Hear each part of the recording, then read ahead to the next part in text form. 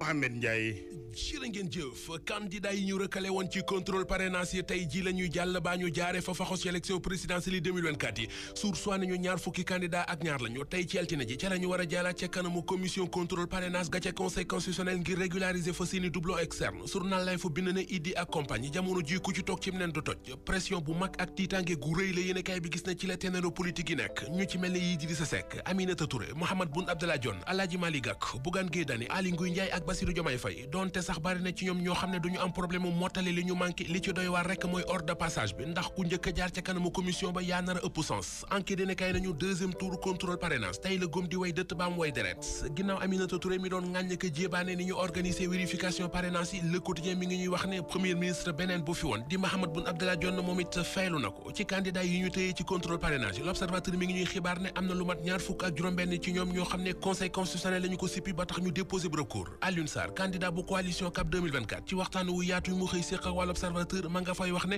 il faut que dañuy indi ay leeral ak i gindi ci fichier électoral bi ba ñëpp xam ci lan lañu sukkandiku bi ñuy contrôler parrainage yi Walf Quotidien nañu xiini mi na guréy maanaam ay doute yu mag a mag moo am ci fichier électoral bi Aminata Touré ne ci xët bu njëkk yéenekaay bi wax ji mooy fi ñu toll nii kenn tanewula ci ban fichier électoral la ñu war a gëm Thierno Alassane Sall borom République des valeurs moom li mu gëm ba wax ko ci xët mu njëkk Walf Quotidien mooy ñi ñu ko séqal mu di pouvoir bi dañoo teg seen système boo xam ne ñooy segg ñooy tànn ñi ñu bëgg ñu bokk ci élection présidentielle ak ñi ñu bëggul ñu bokk ci Tribune na ko dëggit loolee mooy li am te dara taxul ñu def ko lu dul bëgg a xàllal yoon wi candidat bu Benno Bokk Yaakaar bi di Amadou Ba ngir élection présidentielle yi mën a nooy ci moom mi ngi ñuy wax it moom journal Tribune kii di Karim Wade ak Khalifa Ababacar Sall donte jàll nañu parrainage taxagul seen dara leer ndax alamaan yi ñu war a fay ba léegi fayeguñu ko leptoo faytoo point actu li mu gis ci présidentielle yi 2024 yi ci waay Yewwi Askan Wi mooy doole ji mi ngi ci loxoy Ousmane Sonko maître du jeu fu mu far fa la doole ji yëppe le mandat mel ko naan ko ndax yaakaar nga ko ndax Ousmane Sonko jamono ji wute wut ak nit kuy dund ci wàllu politique ñu gas ba mu xuut suul ko ca lise ko ne ko waaye suulagul ne ko rek àjjuma rek ay awakam déposé nañu ca conseil constitutionnel seen mémoire de défense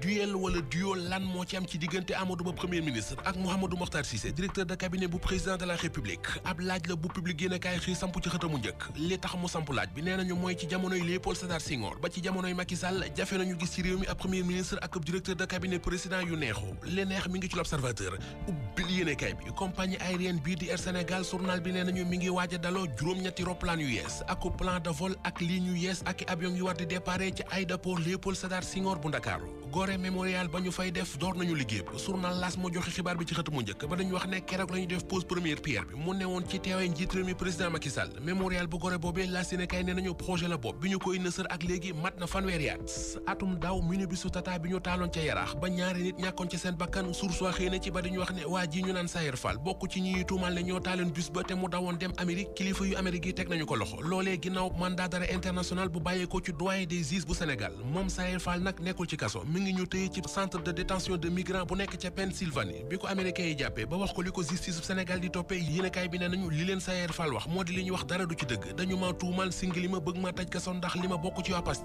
Pastef akuk dogg gu mat sëkk Soleil national nee nañu moom la ñuy xaar ci équipe nationale football bu Sénégal ndax ca Côte d'Ivoire ga ñu jëm ngir jongante fa coupe d'Afrique ba ñëpp a ngi leen di xaar réew ya fa nekk yëpp li goney Aliou Cissé yi yor mu di coupe bi moom la ñu bëgg a nangu ñu nangoo ci xët mu njëkk record yéenekaay ne gaynde Sénégal yi tey jii ci la ñuy tàggatoo ak waa Sénégal ci match amical bu ñu war a football ak Niger bu 6 heures ci ngoon jotee ca stade Abdoulaye Wade ba ca Diamniadio stade yéene kay tuddee ko Bal d'Orovar bu gaynde yi laata ñuy dem Côte d'Ivoire Sadio Mané di kenn ci gaynde yi ndax dafay céetal soog a dem Côte d'Ivoire am ndax dafay dem ba ñëw soog a céetal ak lu mu ci mën di def Source A mi ngi ñuy wax ci xëtam mu njëkk ne Sadio Mané takk na jabar kan la Sadio Mané takk Source A nañu xale bi Aïssatou Tamba la tudd 18 ans la am ab élève terminal la buy jànge ca collège privé bu Mbao ku timide la ku calme la ku effacé la teg ci jàng na alxuraan it ba wàcc